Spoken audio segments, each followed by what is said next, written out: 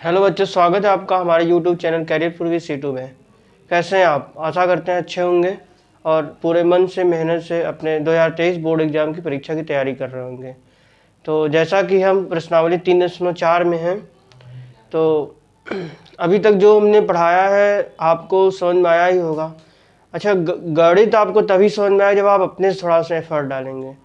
गणित एक ऐसा विषय है, हालांकि जितने भी विषय सभी में आपको खुद से ही करना पड़ता है, लेकिन जो भी विषय पढ़ाया जाता है, जो भी आपको पढ़ना होता है, टीचर आपको केवल गाइडेंस दे सकता है, लेकिन एग्ज़ाम में तो आप ही बैठेंगे ना। तो आप ये मैं देखेंगे मैं कितना कमज़ोर हूँ या कितना स्ट्रांग हूँ। बस आपको अपने से कम्पीट करना है, आपको अपने से, मतलब अगर आज मेरा जितना आज मेरा स्थिति है, कल हम उससे थोड़ा बेहतर बन पाए नहीं। बस आपको यही सोचना है, ठीक है? क्योंकि अगर आप दूसरे का देखेंगे तो आप फ्रस्ट्रेट हो जाएंगे, आप पढ़ नहीं पाएंगे। तो आपको बस इतना देखना है कि अगर आज हम 2 घंटे पढ़े हैं तो कल 2 घंटे एक मिनट ज़रूर पढ़िए, और पढ़ाई हमेशा खुश होकर करिए। मतलब ऐसा मैं लगने दीजिए कि पढ़ाई आपके लिए बोझ है, ठीक है?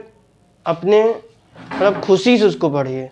आपको ऐसा लगना चाहिए कि हम स्टूडेंट हैं तो वो हमारा काम है, ठीक है? जैसे आपके मम्मी पापा का काम है कि आपको पढ़ाना, वैसे आपका भी काम है कि उनके खर्चे, जो उनका पैसा खर्चा हो रहा है आपके पढ़ाई में, वो काम आप भी पूरा करें। अच्छा, ये ज़रूरी नहीं कि पूरा हो, लेकिन आप अपना कोशिश करते रहिए, क्योंकि आपको पता है कोशिश करने वालों को कभी हार नहीं होती। और गणित सीखने का एक ही फॉर्मूला हमने पहले दिन बताया था, 3 बार पी, प्रैक्टिस प्रैक्टिस प्रैक्टिस। आप जितना अभ्यास करेंगे गणित आपको उतना ही आएगा। मतलब जो भी सवाल बताया जाता है उसको 1-2 बार, 3 बार, 4 बार, जितना आप कर सकें, जब तक आंसर अपने से नहीं आ जाए। लेकिन पहले अपने मन को ये समझाना पड़ेगा, अपने दिमाग को, कि हमें सीखना है। और जिस दिन अपने मन को आप समझा लिए उस दिन सब कुछ सही हो जाए, क्योंकि आपको ये भी पता है मन के हारे हार है, मन के जीते जीत। तो ये रही बातें, कुछ मोटिवेशनल बातें। तो अब हम आते हैं अपने टॉपिक पर। अगर आप इस चैनल पर नए हों तो इस चैनल को लाइक, शेयर, सब्सक्राइब और कमेंट जरूर करिए, ताकि हमारा हौसला बढ़ता है। तो हम आते हैं प्रश्नावली 3.4 के क्वेश्चन नंबर 2 का 4th पार्ट पे। अच्छा जी, इसके पहले जिसका जो भी लेक्चर छोटा हो वो प्लेलिस्ट बनी हुई चैनल पे आप विजिट करके देख लीजिएगा। तो हम आते हैं अपने कंटेंट पर, ठीक है? तो चौथा सवाल देखते हैं क्या लिखा हुआ है। मीना 2000 रुपये निकालने के लिए एक बैंक गई। उसने खजांची मतलब कैशियर, जो वहाँ पे पैसा लेन देन काम करते हैं, ठीक है, से 50 रुपये तथा 100 रुपये के नोट देने के लिए कहा। मीना ने कुल 25 रुपये नोट प्राप्त किए। मतलब उसने 2000 रुपये उसको निकालना था, फिर जो कैशियर था उसको 50 रुपये का नोट और 100 रुपये के नोटों की संख्या, मतलब नोट देना था। मतलब वो केवल 50 रुपये 100 रुपये नोट से ही पैसा देगा 2000 रुपये। अब बोला है कि मीना ने कुल 25 नोट प्राप्त किए। मीना ने कुल 25 नोट प्राप्त किए। ज्ञात कीजिए उसने 50 रुपये और 100 रुपये कितने कितने नोट प्राप्त किए। तो हम मान लेंगे, जो जो पूछ रहा है हम मान लेंगे। क्या मानेंगे? कि माना 50 रुपये नोटों की संख्या x और 100 रुपये नोटों की संख्या y। तो मानते हैं, माना 50 रुपये नोटों की संख्या बराबर x, इसी तरह माना 100 रुपये नोटों की संख्या बराबर y। अच्छा, प्रश्नानुसार, प्रश्न में क्या बोल रखा है? प्रश्नानुसार कुल नोट क्या है? 25। कुल नोटों की संख्या 25 है, अर्थात 50 रुपए की नोटों की संख्या x और 100 रुपए नोटों की संख्या y। x प्लस वाई बराबर 25। समीकरण संख्या 1। हमने 25 क्यों लिखा? क्योंकि सवाल में लिखा है कुल नोटों की संख्या 25 है, अर्थात 50 रुपए नोटों की संख्या x धन 100 रुपए नोटों की संख्या y बराबर 25। इसी तरह दूसरा कंडीशन दे रहा है कि 2000 रुपये में उसको लेना था, उसी में 50 रुपये नोट, 100 रुपये नोट में, यानी कि जो 2000 रुपये होगा वो किसके बराबर होगा? 50 रुपये गुणे 50 रुपये नोटों की संख्या, कितना? x प्लस 100 रुपये गुणे 100 रुपये की नोटों की संख्या। जैसे अगर हम आपसे कहें 200 रुपये आपको किसी से लेना है और बोल दिया जाए 50 रुपए की नोट कितनी होगी, 100 रुपए की नोट कितनी होगी, तो क्या लिखेंगे 50 गुणे 2, 50 गुणे 2, 50 की नोट कितनी हो गई 2 और 100 रुपए की नोट कितनी हो गई 1, तो 50 दूना 100 प्लस 100 200 हो गया। तो इसी तरह यहाँ पे हमने 2 से गुणा क्यों किया, क्योंकि 50 रुपए की नोट दो थी, इसलिए 50 गुणे 2 और 100 रुपए की नोट संख्या 1 थी, इसलिए 100 गुणे 1। इसी तरह से यहाँ पे 50 रुपए की नोटों की संख्या x है और 100 रुपए नोटों की संख्या y है, तो ये 2000 रुपये हो गया। ठीक है। अच्छा, अभी इसको हम हल कर सकते हैं किससे, 50 से भाग कर दे पूरे समीकरण में। अगर 50 से भाग देंगे तो क्या आएगा, 50 गुणे x बटा 50 प्लस 100 गुणे y बटा 50 बराबर 2000 बटा 50। 5 चौका 20 40, ये 0 कट गया, 5 दूना 50 51, अर्थात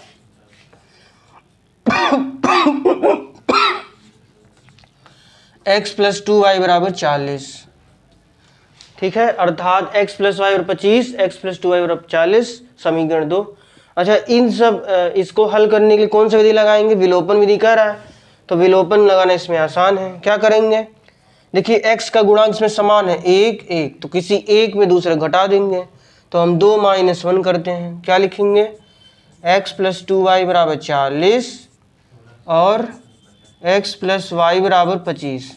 ठीक है, घटा देंगे, minus minus minus, x cut गया, 2y में से y घटाएंगे, कितना y 1y, y बराबर 10 में से 5 गया 5, 3 में से 2 गया 1, y बराबर 15, अर्थात 100 रुपए की नोटों की संख्या कितनी हो गई 15। अब इस y बराबर 15 का मान समीकरण 1 में रख दें, तो y बराबर 15 समीकरण 1 में रखने पर, 1 में रखें जरा, क्या आएगा, x प्लस 15 बराबर 25, अर्थात x बराबर 25 माइनस 15 अर्थात 10। तो अच्छा, अर्थात क्या आ गया आंसर, 50 रुपये नोटों की संख्या बराबर 10 और 100 रुपये नोटों की संख्या बराबर कितना हुआ 15,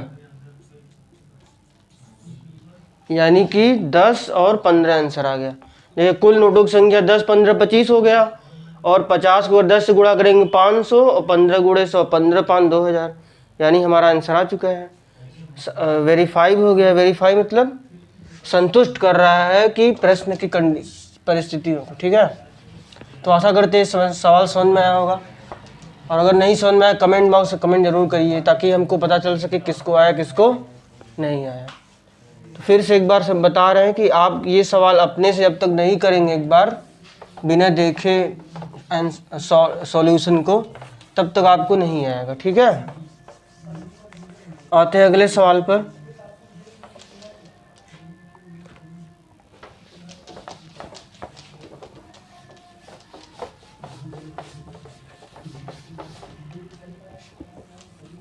दूसरे का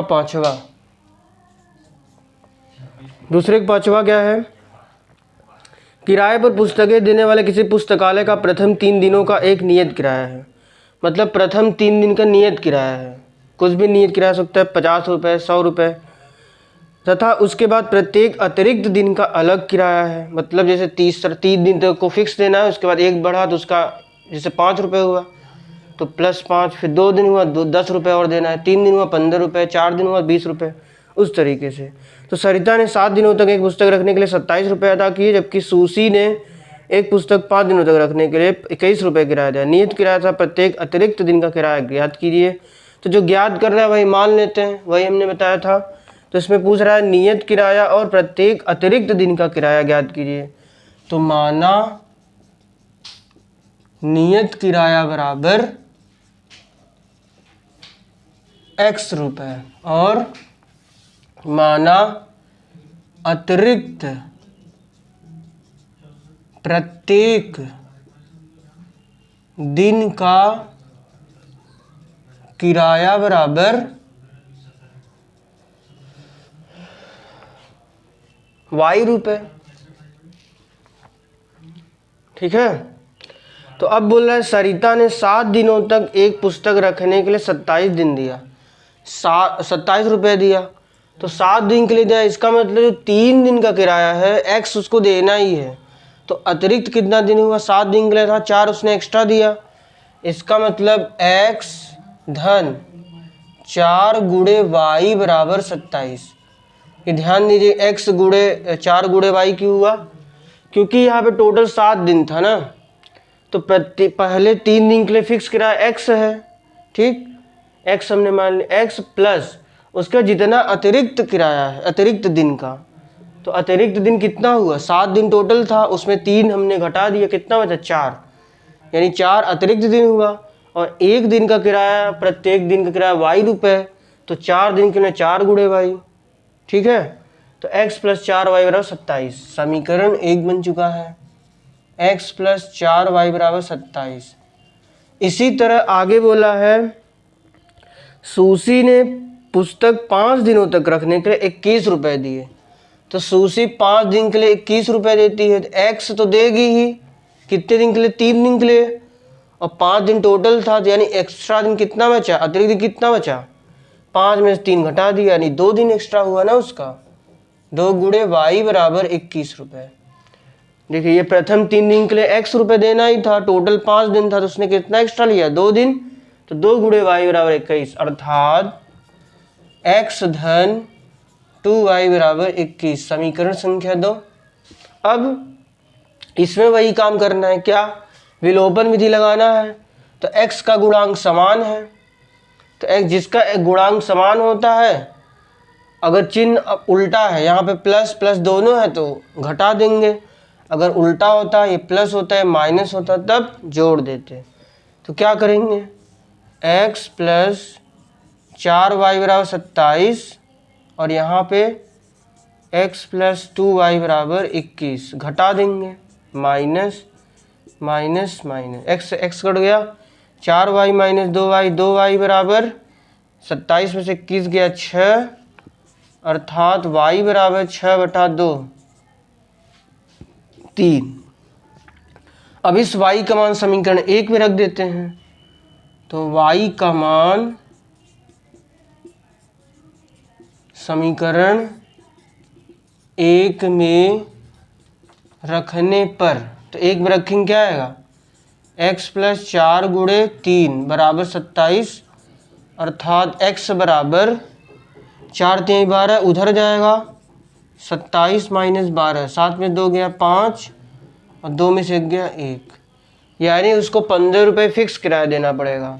अर्थात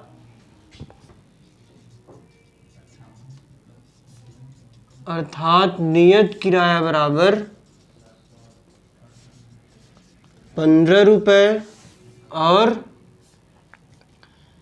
प्रत्येक अतिरिक्त